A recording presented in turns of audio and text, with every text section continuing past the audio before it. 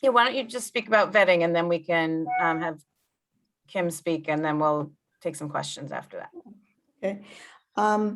That I just try and talk to the person. I try to meet if I can. We always used to go out for coffee. Now sometimes it's more just a Zoom or even a phone conversation, but really just trying to find out where they're coming from, what they're interested in, what they've been doing, if they, give them as much of an idea as I can about, what we're looking for and what we do. And, sometimes, and Becca and I have done this before, because sometimes there's somebody we're like, not sure, there's like something, you get like either a funny vibe or you're just not sure. And then don't be afraid to ask for a second opinion. Like Becca has done that with me, I've done that with her, or maybe there's somebody else on your team or clergy or, somebody that it's okay. I think, you're not snooping around, but just to kind of do a second look. I think that it rarely, but occasionally that has happened. And I think, that's okay too. But mostly I think you can get an idea. Maybe it's somebody knows somebody, it's somebody's friend or somebody maybe you worked with before, and just to talk to them and listen and see what kinds of things they are either concerned about or interested in. Right now, I think the big thing is how comfortable people are going into school and whether or not we're going to be, in school or remote or some kind of hybrid. So obviously that's a big topic of conversation right now, but yeah, I can't think of anything else that I would put in that. Thank you. Kim, let's hear your perspective. Pam, you did a great job. I don't have a lot to add about recruitment. The newsletter, the talking to people, the being up for Aliyah, the talking with the rabbis. One other thing that I do is when somebody says, oh, I'm about to retire, or so-and-so is about to retire, I go ask that person, and what do you think you're going to be doing? And I had a close friend who said, oh, I'm gonna read the newspaper every day and ride a bicycle. And I said, great. And after 2 months, what are you going to do? I was just going to say free time. Look for someone who you think has too much free time. Yeah. And I have brought in a couple of people that way. And I have concentrated on looking for male volunteers because they have, Barry, I'm sure you know this, it's so much extra meaning for the kids in school. Do you experience that as well, Barry? Well, the boys, certainly, yeah, I think so. And having male volunteers has just been very, very valuable for especially the boys, but even for the girls to see that it's not just women who teach and that it's not just women who care about reading. Let me talk more about the vetting. I've done this for, 22 years now. And over 22 years, there have been 3 or 4 people we've needed to ask to not tutor anymore. And that has been much more trouble than it was worth. Let me just say that. So when I'm vetting, what I'm looking for is, what do you need to know about the program? What can I share with you? I'm excited about it. This is what we do. And what are you looking to get out of it? Because I've had some people who come in who are like, oh, I want to spend time with the kids and I want to talk to the teachers. And I get this feeling that they will be taking more energy from the teacher than they will be adding. Those are not the volunteers we want. And I think it's really important to vet with that in mind, that there are some people for whom there are better options elsewhere, not tutoring. And we had one individual who was slightly imbalanced mentally. That was not a good person to have in the schools. The other 2 situations were more complicated and hard to gauge ahead of time. But as Pam said, if you're getting second thoughts about a volunteer, ask some more questions nicely of the person. What are you looking for? What are you hoping? What is your experience with kids before?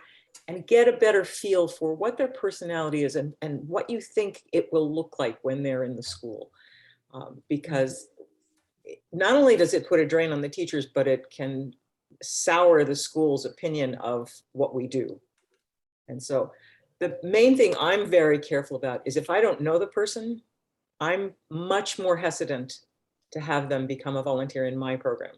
And occasionally Becca has said, oh, I have this person who really wants to tutor in this area. And if I don't know the person at this point, I say, thanks, put them somewhere else. If I can meet them and get a good sense about them, or they know someone I know and can get a really strong recommendation that way, I'm very happy to have more volunteers. But I have enough to do training people and getting them involved and keeping the teachers knowledgeable about what's going on. To have to pull somebody back out has been very painful. I hope that wasn't a downer. But I would say that the vetting process is important. You want to know, are these people genuinely interested in helping the students because they care about students getting better, or are they doing it to get attention for themselves? That's my balance point. Can I speak? Yeah, please. This was very, very helpful to me, because I have never run into this. It has never crossed my mind that perhaps the people that I'm sending into this school to work with children shouldn't be with children. So now I have my antenna up. So I thank you so much for that, because for the 10 years that I've been doing this, never crossed my mind that maybe this adult is not the right person to send into the school. So thank you very much. My rabbi calls this the best kept little secret in our congregation, because for so long, nobody knew that it existed. So he has become, you know, a great proponent of this program. And he speaks from the Bema often about it, and will speak from the Bema anytime we ask him about it. We also sent out, you know, newsletters, and we have an electronic blog every week that we send out. But quite frankly, I don't get a lot from those things. It's usually word of mouth. And this year I'm having a really difficult time because people are very nervous about going back into the schools, even though the Brockton Public Schools are open and functioning and the principal is fine with us coming in. So that's my 2 cents for whatever it is worth. And I want to thank you again for making me aware of something that I was totally unaware of. Thank you. Can I just ask a question? I'm just curious, as a team leader, approximately how many people are in your group who are actively tutoring? I'm just curious because I don't know what the norm is. And I just started to think about that. You know, some of the larger temples, do you have more people in your group? Or what is the norm, like 7 or 8 or 9? Becca, you might have the answer to that, but I just started to think about that. And I wasn't sure what the norm is for each team leader. Do you mean for now because of the remote tutoring, or what do you ask? For now, really, maybe the last year and this year, like what do you think it is, like 6 or 7, or do you have more than that? No, I think it's much less. I mean, in the past, we've had up to 180 or even 225 tutors. And last year we had. That's through the whole organization. Through the whole organization. Not your synagogue. No, right. 25 teams. So it's not evenly distributed, but traditionally, like, the teams would be anywhere between 5 and 8 on average. And then, and then there's I thought so. And then there's some large teams of 12 or 20, that sort of bump the numbers up. But this past year, we were down to 60 volunteers who were doing the remote tutoring. So we were about a third, of our usual numbers. And I'm guessing it will hover around something similar, but maybe we could get it up to 80. So that's the numbers. What I definitely want to open up to other questions for Pam or Kim, or other comments. Nancy, yeah. Yeah, I just wanted to add at part of the vetting in terms of learning more about the volunteers. I have, and Barry, you really brought this home to me the other day when we were talking, that finding out what their personal interests are and some of their own personal hobbies, to enable them to highlight that Barry, can I share that, you know, you do the photography, I do my creative movement piece, but that has enabled people to engage on their level. So while I really appreciate, Kim, your point about there's some people who a one-on-one is not necessarily the goal. But on the other hand, their talents can be appreciated and we can mobilize their support of the literacy program in a variety of ways.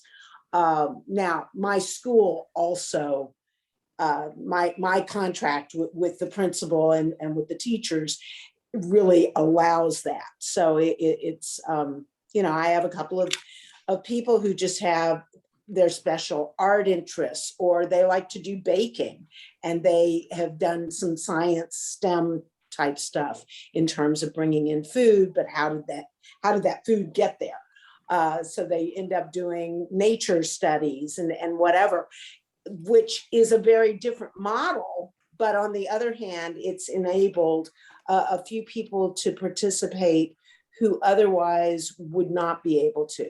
But I also had the problem of one person who had been doing the volunteer work for years and years and years, and she was having more and more difficulty climbing the stairs in the building. And we finally had to activate, this is not a safe plan for you to be coming and for you to be driving, quite frankly. So that was a really difficult moment because she really loved being connected. So we had to find other ways for her to be connected to the greater program. But I think the vetting piece is really interesting. And I find my tendency is to talk too much in terms of sharing my passion about what we're doing. But I want them to realize that they will get as much out of it as they put in. So that it allows them to make a decision as to whether this is a match for them as well. My 2 cents.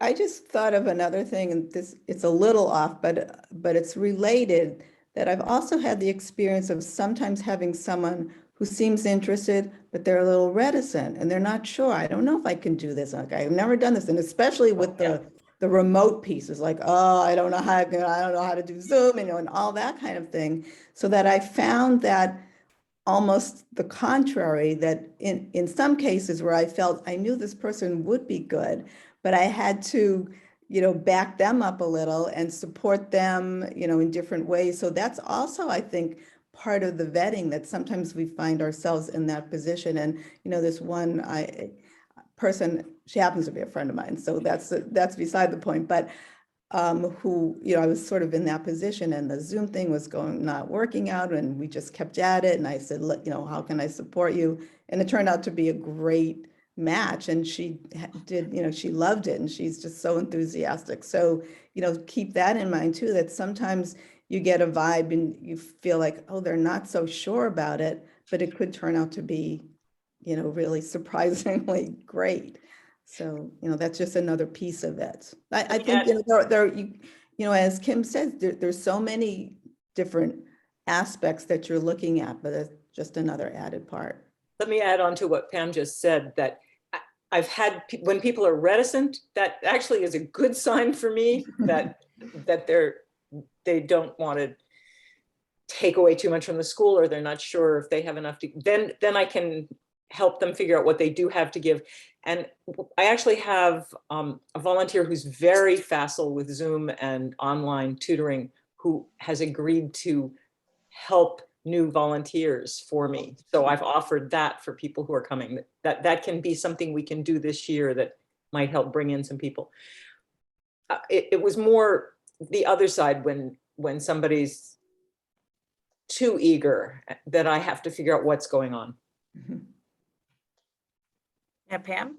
Pam Remus, sorry. Oh, okay, so I think this recruitment, information is very, very helpful. if I had people that I could recruit. We have a huge volunteer base throughout our temple, and we have office staff to help and all that. And it's been great. This is my first year being a team leader, but I've been tutoring for a dozen years, I think. Right now, so many of our past tutors say, I don't want to go into schools. We have other tutoring opportunities with our immigration, resettlement, et cetera, which I did last year because we couldn't go into the schools. And I have to say that that was really tough. It didn't go well. I'm in all candor here. I think I should be honest. The school that I work with in Framingham does not allow Zoom. And actually the teachers, it's a sort of a Google Meets, the teacher has to be constantly manipulating and doing breakout rooms, which I think is a lot to ask a teacher. So we have the problem of, people really being nervous about going to schools. And they're all very dedicated volunteers. They're all wonderful. They're hoping maybe second semester. With our school this year, they do have a plan how they'd like us. And Becca, I believe you were in on this meeting, that how they'd like us to, tutor in groups, which I've done before and I love actually. With a real set curriculum, maybe not so much on the mechanics of reading, but they're just hoping to foster a love of reading and a comfort level. And I also find, this is sort of a little segue here, what I have told the volunteers that are new from previous years, that we're not teachers, we're not professionals. We're there to really do what the teacher wants us to do, to be there for the student, to make them feel comfortable, to encourage them, and I always start out my session with the kids with, I'm not a teacher. I'm here for you to ask me whatever questions you want. If I'm explaining it wrong, it's my fault. I'll find another way. So I think letting volunteers know we don't expect you to be, a reading specialist, but sometimes, and a teacher once told me, just that time with you, where they're the focus of your attention and you can be encouraging, sometimes that's enough. And sometimes the greatest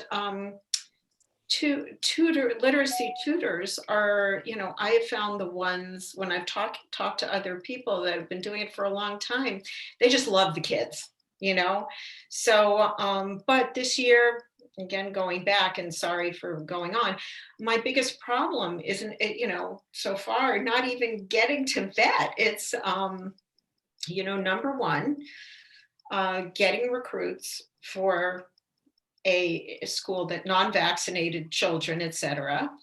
Number two, we can't use Zoom. And number three, for the other segment of our tutoring on Zoom with an immigrant group, who very often are not on video. So you're teaching to a blank screen, and very often they're not even there. That's hard. And space in the schools is another. I just heard recently, they want us to be in the classrooms while we're doing it. I mean, in that sense, I just, that my experience is these kids have enough trouble, if a fly goes by, with concentration. So I'm really struggling with how this year is supposed to work. And again, not to be the Debbie Downer, as somebody, I'm just echoing earlier, but those are my issues right now. I need an answer. Judy, I tutor in Framingham at, well, it's now Harmony Grove, but I taught in Framingham. And Google Meet, last year I did tutor a little second grader from Stapleton. Google Meet is so easy because as the tutor, all I had to do was click. So the teacher would send me a link, I clicked, and then she put us in a breakout room. and the student was in charge, I did Right. see the book. So it's really much, much easier. It's easier for us. I think it's a real, when these teachers are so struggling with, and I guess it's not for me to say, I did that with Yeah. the younger, and they just wanted to play games and, you know, that kind of thing. They were controlling the screen. That's a little harder. But I think I've heard that, you know, I've been reading some of these blogs about how to tutor online. And it's hard for a lot of teachers to maintain, you know, doing that and teaching a group and teaching, you know, in a class. And what if the, you know, this one went offline, the connection broke, and it just seems like I'm so in awe of these teachers maintaining even just a class, just the kids just sitting in there. I can't imagine having to do this. But, And but Framingham is not allowing that. No, it's in Framingham's in school. They don't. No, want- I know. No, Yeah. I know. I tutor Right, in you're- school. right, But of course. so it's either they come into the classroom, they cannot, Framingham, as many school systems will not allow the Zoom or the Google Meet because they want, you know, No, but Judy, remember we spoke with the superintendent who said that it depends, remember that the principal can make that determination. Yeah. So I think that sort of brings us to the next point, which is school communication. Like, how do we navigate this? And, you know, Pam, your concerns are valid. Like, I think, you know, we need to figure out a way for you to have that next conversation with the leadership, because without being burdensome, right? like I know you've been so sensitive to and I appreciate that, to the idea of not overburdening the teachers, but wanting to actually make sure that we're effective. So I think, you know, I think we should figure out a way for you to, you know, communicate some of your concerns to Larry and Dana, and see where. I have emailed with Dana. Good. Oh, great. That's the school liaison. We publish through all our, you know, variety of informational missives or whatever, that if you have any interest whatsoever, I'm going to have an informational meeting. Come with your questions, come with your interest, and you can find out about it, and then decide. So that's coming up. I sort of tentatively scheduled. I'm waiting to see if I really get people, and I've gotten a couple of bites, but you know, and we do have alternative, you know, as Becca had mentioned to me before, alternative ways of tutoring online if people don't want to go into the schools. But, you know, for right now, I have 1.5 people. No, 2 and a possible out of, you know, and I honestly can't say how I feel about this. That's the embarrassing thing, you know. Right. Can I make a suggestion though? One of the things that I've been kind of playing around with is the team of volunteers can provide support without physically being in the building. They can help with making sure all the kids have the needed supplies. You know, a lot of kids cannot just go spend $40 just to get their notebooks and their pencils and all of that. But that is something that we have easy access that can be just ordered online and sent to the school, or there can be, we can help provide, you know, a literacy program to one of the grades. And it can be part of a team effort that's not the model of tutoring, but during this pandemic where we, you know, quite frankly, many of the volunteers are over 65 and, you know, being exposed can be potentially dangerous. So I'm I personally, my husband is very vulnerable. And so I'm not eager to go into the school. And I've even had the third shot. But the point being, though, that I have been talking to my volunteers about, can we ask the teachers that we're working with if there's a wish list, if there's some other ways that we can provide support. And actually, in terms of recruiting, I'm working on the bar and bat mitzvah kids to be part of that. That literacy, we are the people of the book, is the mantra of, it's very present in their mind, the community's mind, that we are literary resources. I love that idea. Actually, our teens reached out to us. We have a teen literacy group, but Beck, I'm not sure where you stand on that, but if somebody, Nancy or Mary could talk a little bit more about that. What can we do? I don't know what kind of budget I don't even know if can we do that? I know nothing about that. Oh, well, Kim, you had raised your hand. I don't know if it's. Yeah, along with what else we can do, and Pam Remus, this is particularly to answer you. One of the things I'm exploring is, do I have someone who's very comfortable going into the school who can become the coordinator and do the Zoom setup for the teachers in a room that's been set aside for us? If that person can set up the Zoom, then the tutors who don't want to go in could Zoom tutor. And the principal is fine with this because I've already talked with him about it. The question is, do I have somebody who's tech savvy and willing to be in the school? I share your concern. If I go in and I get infected, I have grandchildren. I can bring it to them. This is a problem. The other thing that's on my mind is that yesterday, Pfizer announced that their testing showed that it was safe to give vaccines to 5-year-olds, 5 to 11-year-olds. It now has to go through FDA, but I think by second semester, we might have vaccination in the schools. And I'm holding that hope out for the tutors who are not ready to go in. Maybe by second semester, we can do this more safely. So those are the two avenues I'm working right Just now. a point of information, can I speak? Yeah.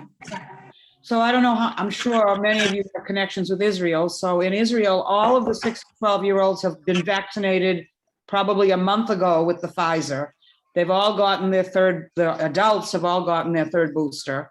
And probably they're always a couple of months ahead of us. So I agree. I think within the next couple of months, we're going to see the 6 to 12-year-olds. I don't know about the 5-year-olds, but the 6 to 12-year-olds being vaccinated, if in fact they get vaccinated. There's always that group that doesn't believe in vaccination. So I don't know what you do about them. Right. So that's all. That's another thing that the two things that I thought of. One, what Nancy suggested, we actually did that last year. I had one of the tutors who was organized on her own.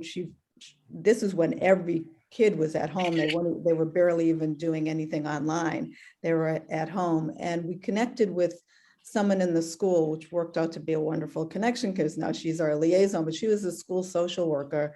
And because she knew all the families, she could identify which families and got permission to, for us to then say, get a wish list from each individual student. And then anybody who wanted to could just buy the stuff on the wish list and send it right to the student. So that was a great way. I mean, now, kids aren't just at home now, so that maybe the needs are a little different, but that was something.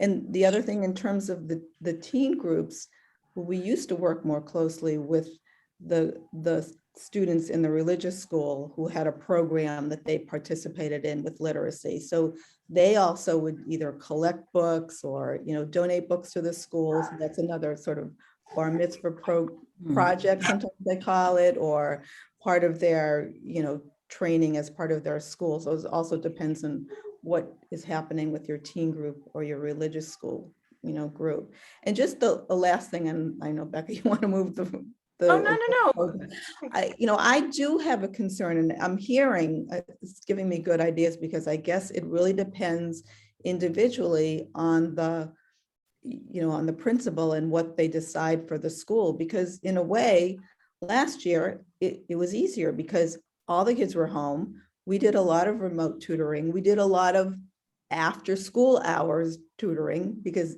they were home anyway, it didn't matter. So now that the kids are in school, I'm wondering for those tutors who, and I've been collecting information, a lot of them are willing to go in, and that changes by the day, how everybody feels and what the numbers look like, but at least have some inclination that they would. But some are only going to do it if it's remote.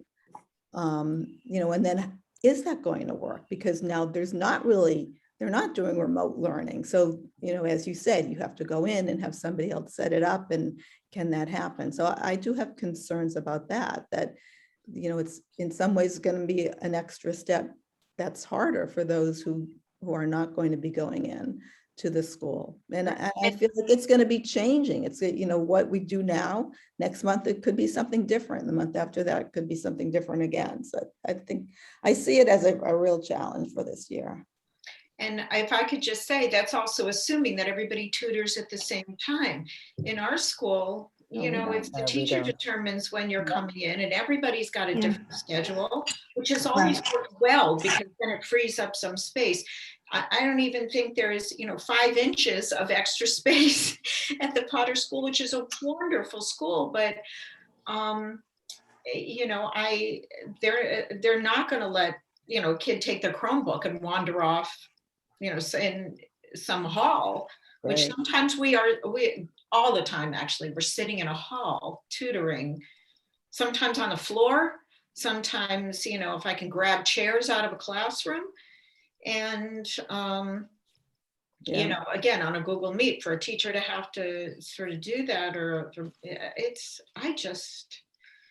hard. Same in Boston, the protocol is that we have to have a dedicated space. Well, we've never had a dedicated space. And then, I understand it can be rotating, like you can have a different person use that dedicated space as long as you clean it in between each time. So there's lots of different protocols that are all sort of new, and we're just trying to figure them out. But the bottom line that I've gotten is that we are going to be allowed into the school. So we'll see. I have a meeting tomorrow, so we'll see. And each principal is slightly different. I mean, this goes back to the principal communication layer. And so some school principals have just said, no, thank you. And so wanting to also sort of bring up some new ideas for you of how you can engage your team and how you can, keep people connected, and giving back to the school, like Nancy was saying, some of those suggestions, and to build on the B'nai Mitzvah piece, like we've done B'nai Mitzvah projects in the past where we've even partnered and brought in like an author visit to the school that the student would help coordinate and raise money to purchase the author's books for the kids. But that is a number of you guys have teamed up with us on that. And that's another idea, which is, educating teens about this work and, doing Zooms with B'nai Mitzvah children to help them become aware of the issues in the public schools and what this means to have literacy be a priority, and could these students, B'nai Mitzvah students, then speak up at their simcha and educate a whole new community of people about the issue, or raise money, or like have an Amazon wish list, as a couple of you suggested. That's one avenue. But I think a lot of this is really about the relationship and the relationship you have with the school. And so I think almost all of you have had your meeting with the principal, with us and the principal. And in some cases, the school liaison was able to join as well, which has been great. And these meetings have really like shed light on, so many issues, and or celebrated certain aspects of the program. And there's a deep appreciation out there for all of what you do. And I think the more you can talk these things out with the liaison or the principal, whether that's via email or in a conversation, or I can help make that happen, I think the better, right? Because we really just want to respond to what the schools need, and at the same time, make sure that the basic needs of tutoring are met so that you can succeed. Judy, I don't know if I took it too far to a different direction, but you had No. I just wanted to add something. And Pam, if Larry would go along, with the Google Meet, and for myself, being in school, there's such a need. And if a teacher, I know myself, if I was still in the classroom, if there was a volunteer that could do it Google Meet, the child wears a headset, so it does block out, outside noise. They're going to relish it, because there are some children that are so low level. They've lost so much. So maybe Larry will go along with that. I did forget, when Becca and I met with one of the assistant superintendents, he did say that they would allow it, but I guess it depends, Becca, on the principal. Yeah. So, but I would relish it if I was in the classroom, if a volunteer had to do it at home, and that's understandable. I mean, no one wants to take that risk. So, talk to Larry or Dana, because, giving a child another extra, 30 minutes to read with is, and again, to foster the love of reading. That's what we're all here for.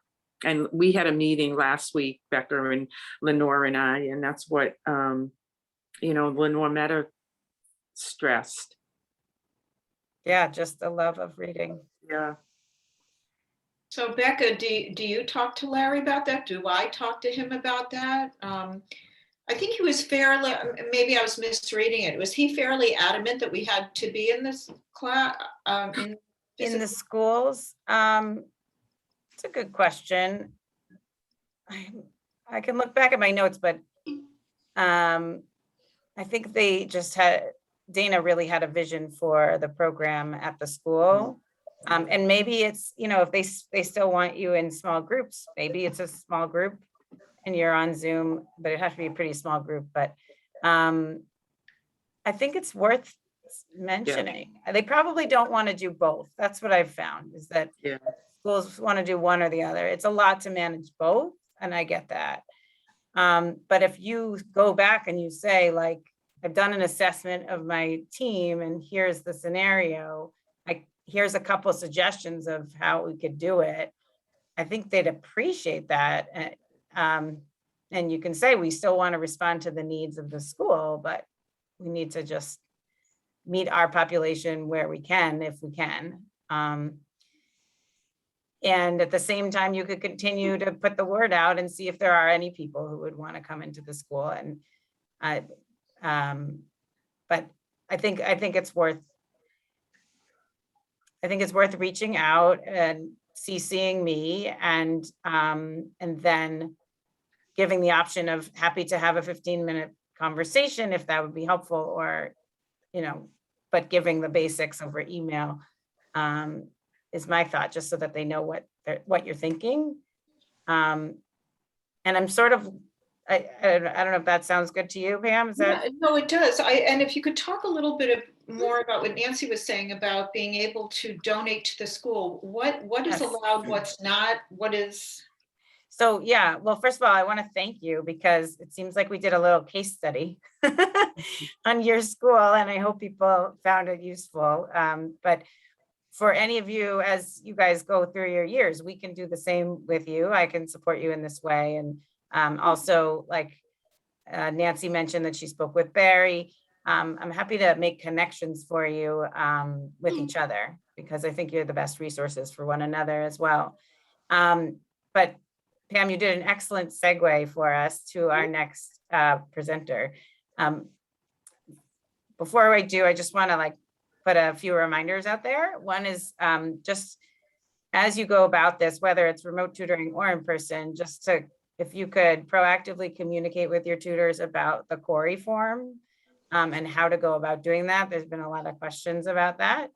And that should go through your school. And the other is this Thursday evening. Hopefully you all have received emails about it. But it is our annual event, and we're doing an online event to celebrate 10 years of our executive director, Jeremy Burton. So I hope you will consider coming and getting involved. This is a really great way to give back and ensure the continuity of the program.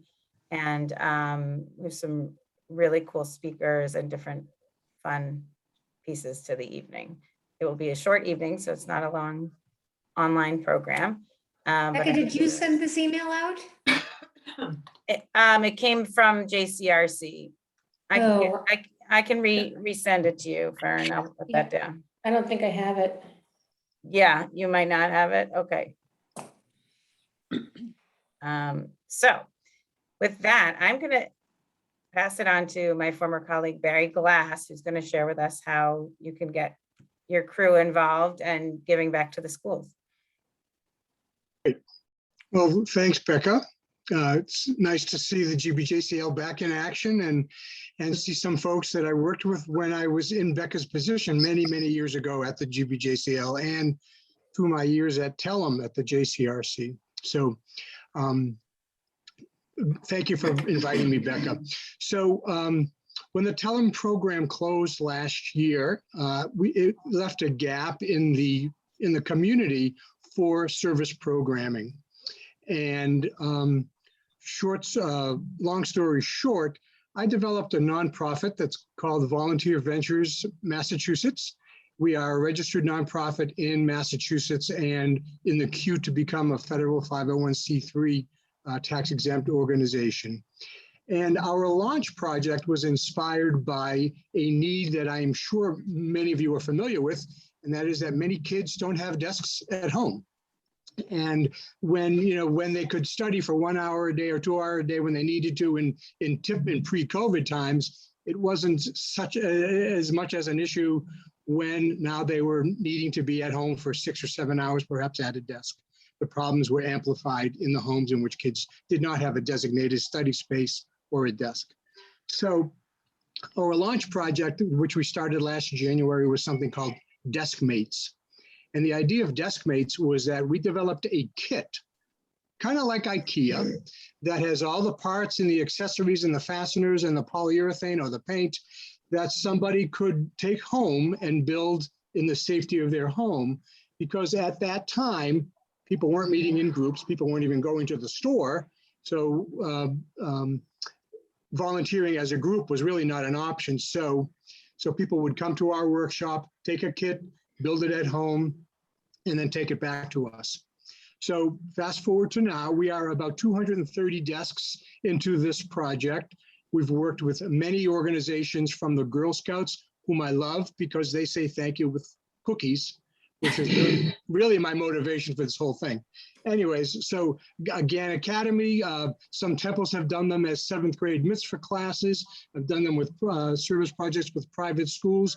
And I've done some in-person programs as well, now that there's been some capacity to work outside or in well-ventilated areas where there's a high vaccination rate. So Deskmates is launching again this fall. We've already had one relatively large build project with the Newton Country Day School last week, where 63 10th grade girls built 16 desks and 35 bookshelves that go on top of the desks.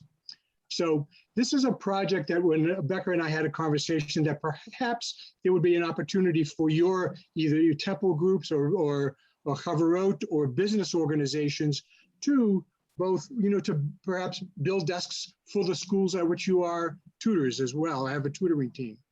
So this is my entree and my sort of proposal that if there is interest in your community to build desks and bookshelves, I would be very glad to have conversations with you about how to make that happen in your particular community. There is a fee for the desks because we have to buy the materials and produce things. So there is a per unit fee for that.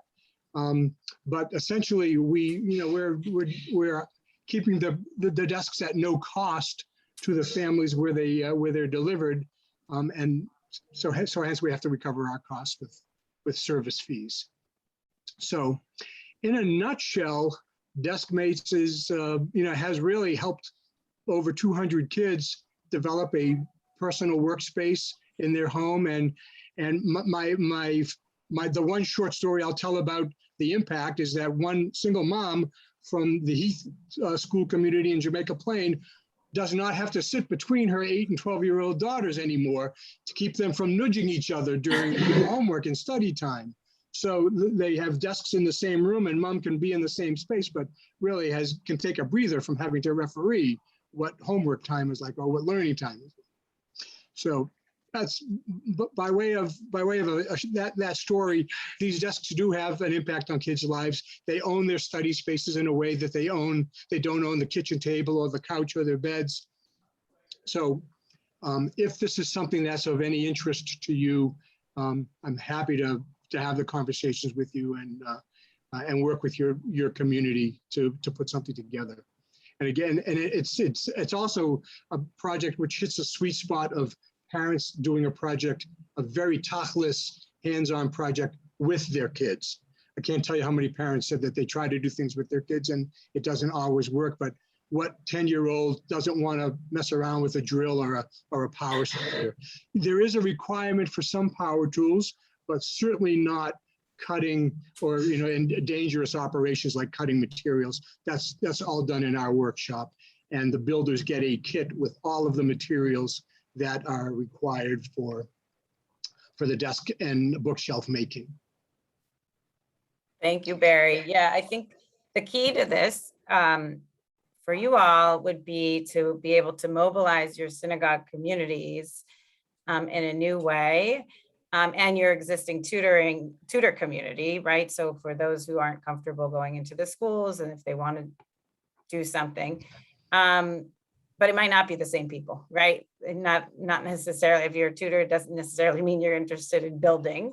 But as Barry said, like, I love what you said, Barry, the other day of, if it was really just about getting desks in the hands of kids, you would go to a school that was getting rid of old desks and pass them on. But this is really about awareness building and education. And so this would be another way to raise awareness at your synagogue for this issue of equity in education. And then, in turn, you might even find that it brings in new volunteers because they become aware of the program. And we, Harmony Grove in Framingham was so excited to meet Barry and to have desks be given out. And they said, we're going to have to do something some steps for the kids to sign up to get the desk because they know they'll have more demand than the supply will be. So, but I want to just leave a couple minutes for questions if anyone has any questions for Barry. Barry, hi Barry.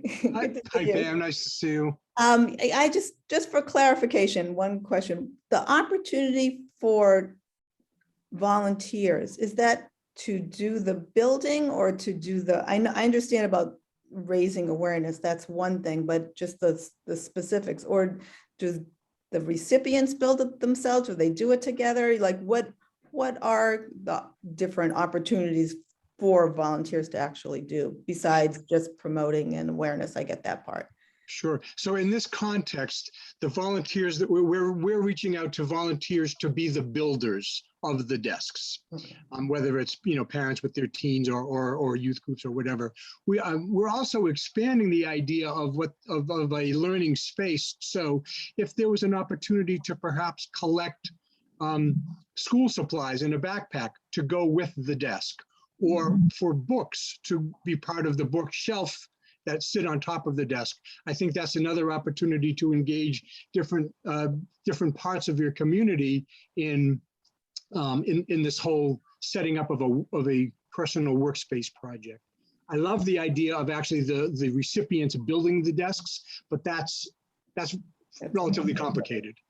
Yeah.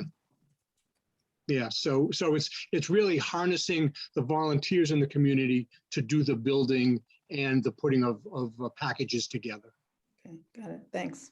Sure. May I speak? Mhm. Barry, hi, it's good to Nancy. see you again. Nice to see you. We started thinking about this years and years ago. I had a volunteer whose kids were bar mitzvah age. And so on the Tikkun Olam Day at our temple, one of our projects was putting, they were single bookcase things, but the idea that every graduating student from the Mozart School would receive a very brightly colored wooden, just a bookcase that would fit on their desktop Yeah. or somewhere in their house, Right. and that they should establish or create their own personal library, which ended up being just a wonderful model, both from the congregation to the school, but the kids who were directly involved with the process of putting the bookcase things together and then painting them. It was just really delightful. Now, the school we're affiliated with has 15 kids in their graduating class, so that was really manageable. Sure. But we as a community provided the materials, and the building of it was a terrific family activity. So I applaud you for pursuing this in a really constructive way. I think it's a wonderful idea. Well, thank you. And if I may, by example, we had a build day last spring with Temple Bethel Sudbury in the nicer weather, outdoors, tables, parents and teens put together about a dozen desks. This year, actually October 17th, their 7th grade mitzvah class is going to do the same thing as part of their mitzvah program.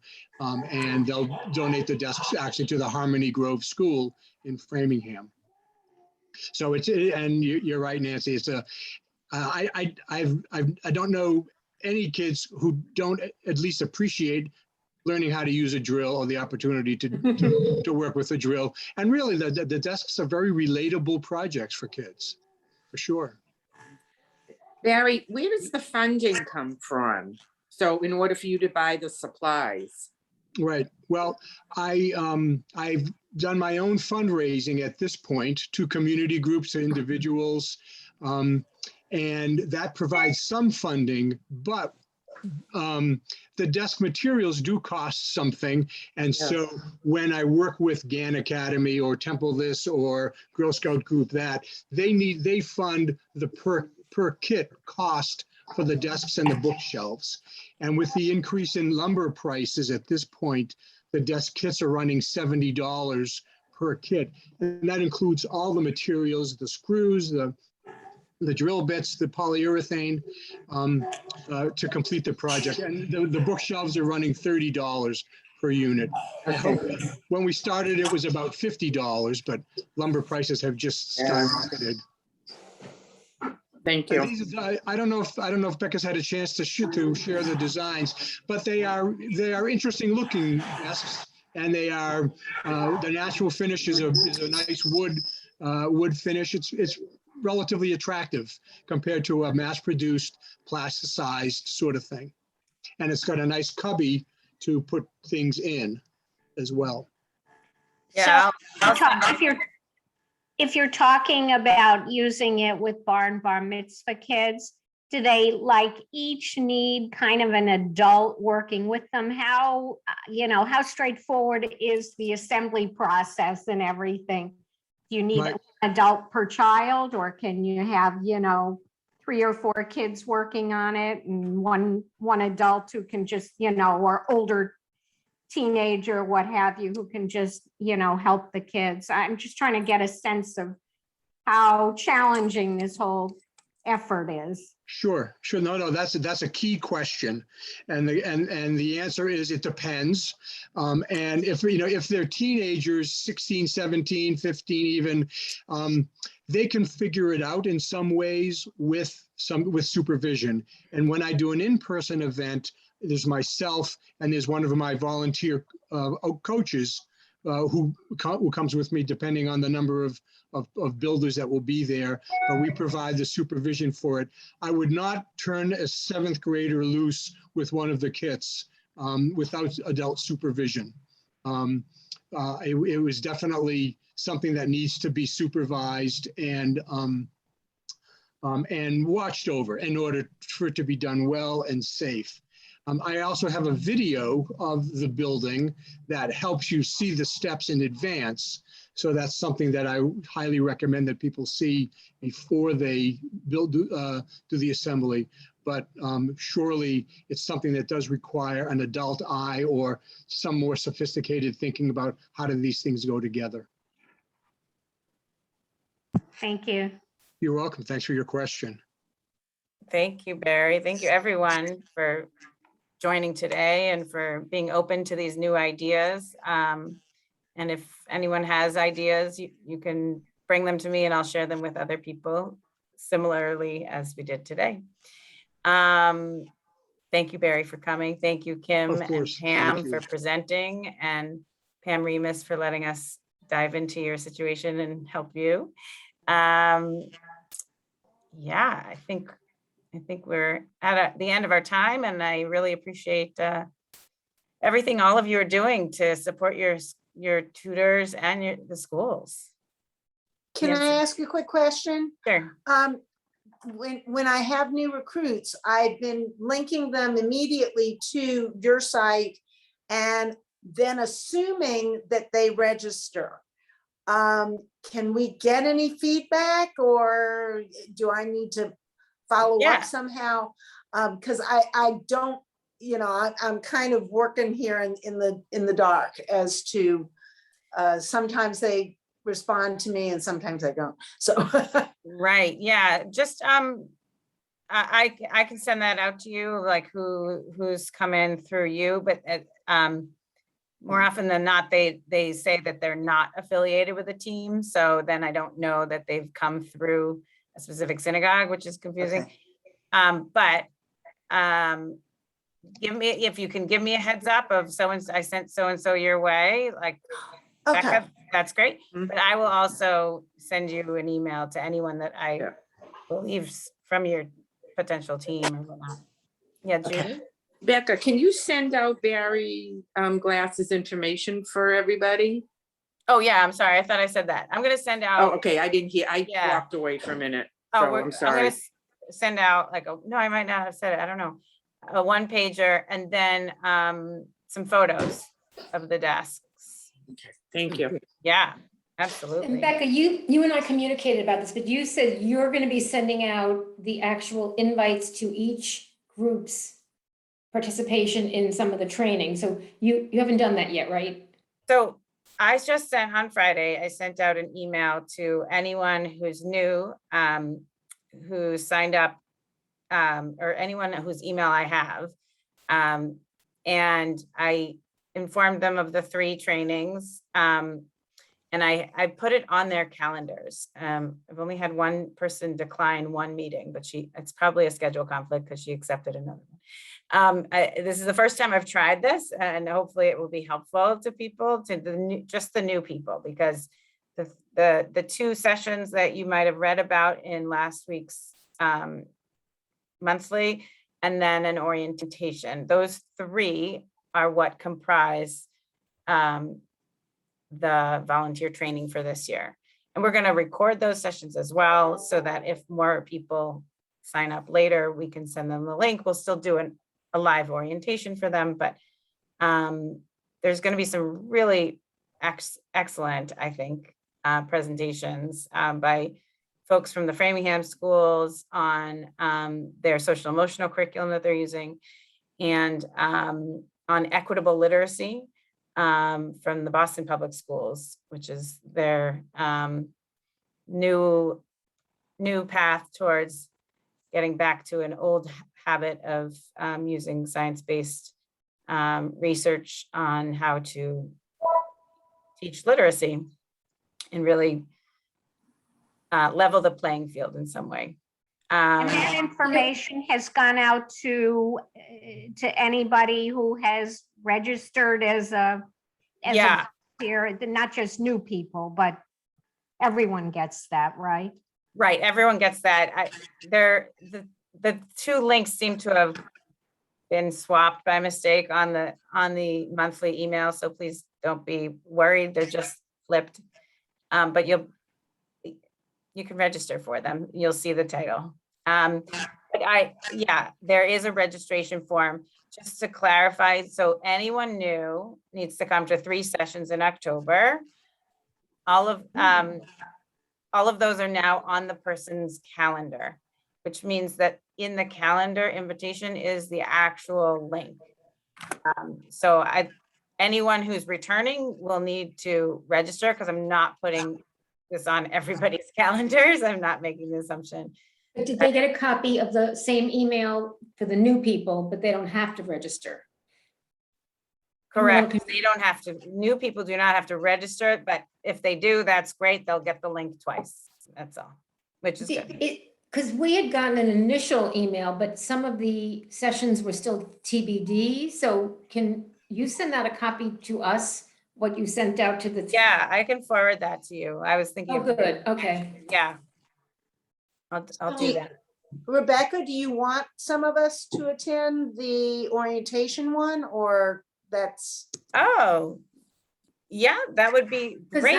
I was planning to do that too, because it wouldn't be a bad idea. And so I wrote whatever was available, the dates that are available on my calendar, but then there were a few other that were still Sure. TBD and weren't final. So Yeah, I'll send you those, Fern. So oh, you'll good. have Oh, them good. Because I didn't all. get it yet via email. Okay. October 6th and is the new orientation for new volunteers. So if anyone's able to come to that, yeah, that would be great. Yeah, it's helpful. Actually, I find that very helpful. Good. So good. That's a good idea. What if we have somebody that's new, but thinking about it, still not sure how she feels about going in classrooms? Should she maybe come to the orientation and take that? And so I can tell her about that. Absolutely, absolutely. This is like, there's an open door for these. And to be honest, talk about screening and vetting. From our perspective, the trainings are all another screening tool, because there are times, I mean, this happens a lot more in person, but like people don't show up, they don't have it on their calendar, or they show up and they're, not being mindful of the space that they take up in the room, or, there's a lot of red flags that can come up as you train somebody. So that can be, you'll find, like, I'll reach out to you and say, not sure if that's the case. So yes, anyone who's interested, I would love for them to join these sessions. Thank you, Becca. Even if they're still on the fence in terms of joining the program, because I had a conversation with one guy the other day, and and then I said, well, you think about it, and I linked to our Temple website and to the Constant Contact where we have information, and I haven't heard back from him yet. But you're saying if I think he's a good candidate, I can just reach out to him and ask him to join the orientation? Yes. Okay, Yes, so absolutely. if you can send me that link then, Becca, for the orientation, that would be helpful. I will send that to you. Thank you, everyone. This has been really great. I will send out a lot of information. And I think Maury just brought up a really important point that Pam brought up in the beginning, is make sure your website information is up to date on your synagogue websites, because that can go a long way. And we're polishing our website as well to improve the Google search engine tool that pops up Literacy Boston, that sort of thing. So I hope everyone has had some great holidays and continues to have great holidays. And we're off and running, whatever that means this year. Who knows? Keep you posted as things develop. Thank you all. Thank you. Thank you. Take care. Okay. Bye-bye. Bye. Bye, bye, everybody. Thanks. Thanks. All right.